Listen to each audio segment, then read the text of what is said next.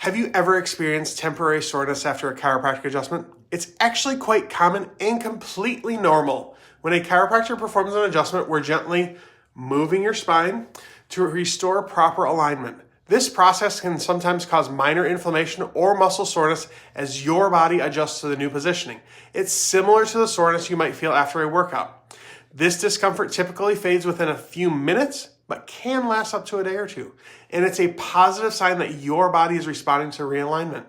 It's crucial to communicate any concerns with your chiropractor so we can tailor future adjustments to your comfort level. Remember, this brief soreness is a small price to pay for the long-term benefits of improved spinal health and overall well-being.